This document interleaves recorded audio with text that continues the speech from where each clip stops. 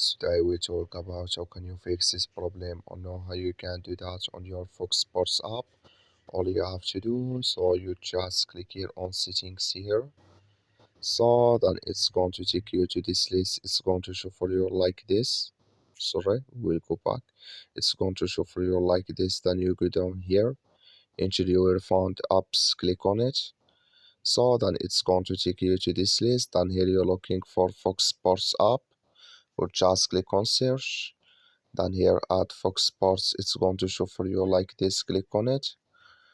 So then it's going to take you to this list. Click on for stop. Click on OK.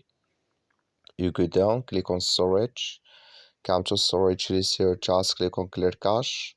Then all you have to do next, so you just restart your phone and start it again.